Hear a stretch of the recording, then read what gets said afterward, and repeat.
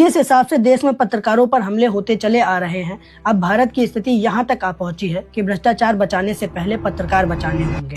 वैसे पहले कभी ये उम्मीद नहीं की गई होगी कि लोकतंत्र के चौथे स्तंभ पर ऐसी स्थिति आ पहुंचेगी, लेकिन हम सब भूल जाते हैं, मोदी है तो सब कुछ मुमकिन है।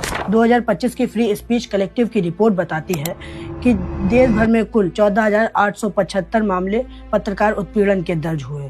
8 से 9 पत्रकारों की हत्याएं हुई और 33 पत्रकारों पर सीधा मामले दर्ज किए गए।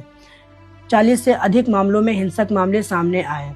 मैं तो कहूँगा ये फ्री स्पीच कलेक्टिव की रिपोर्ट नहीं है, ये लोकतंत्र के पोस्टमार्टम की रिपोर्ट है। आज पत्रकारों द्वारा जरा से भी तीखे सवाल पूछ लेने के बाद या फिर किसी मामले को एक्सपोज कर देने के बाद मुझे क्या आप सभी लोगों को भी लगता होगा पत्रकार अभी जिंदा होगा या फिर नहीं। ऐसे विचार इसीलिए आते हैं क्योंकि हम सभी लोगों ने एग्जाम्पल देख रखे हैं। जिस तरह से मुकेश चंद्राकर से लेकर अभी 5 जनवरी की रात को त्रिपुरा की राजधानी अगरतला में 2 आदिवासी पत्रकारों समीर देव वर्मा और जिमी देव वर्मा पर क्रूर हमला हुआ। ये बातें बताती हैं कि पत्रकार और फ्री स्पीच कितनी असुरक्षित हो चुकी है देश में। इस कड़ी का सबसे ज्यादा हाईलाइटेड मामला विकास साहू के साथ हुआ। ये भी एक बाहुबली डोमिनेशन का उदाहरण है।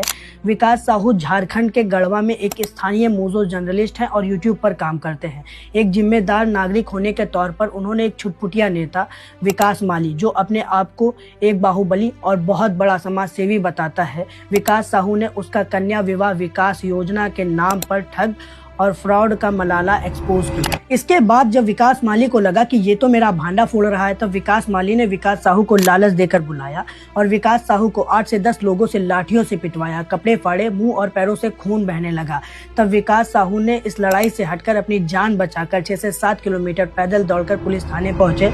ये मामला इतना हाईलाइटेड होने के बाद भी पुलिस इतनी बेबस है कि विकास साहू की कोई मदद नहीं कर पा रही है, क्योंकि विकास माली ने थाने के ऊपर डोमिनेंस बना रखा है। भला तो ये हुआ कि विकास साहू का मामला इतना हाईलाइटेड हो गया, वरना डोमिनेंस के चलते केस आज विकास माली पर नहीं विकास साहू पर होता, क्योंकि सच बोलने वालों पर पुलिस केस और उनके मर्डर के चांसेस बढ़ जाते हैं। ये उदाहरण साफ दिखाते हैं कि भारत में सवाल पूछना अपराध है। जरा से तीखे सवालों पर या फिर एक्सपोजर पर पत्रकारों की जान खतरे में आ जाती है। पुलिस के स्थानीय बाहुबलियों के साथ सीधे उठक बैठक से पत्रकारों के सीधा टकराव की क्षमता खत्म होती चली जा रही है, जिससे लोकतंत्र में प्रेस फ्रीडम की बुनियादी बातचीत भी खत्म है। आज समाज में होने वाले दमन के विरुद्ध बोलने वाले लोगों की हालत खराब है।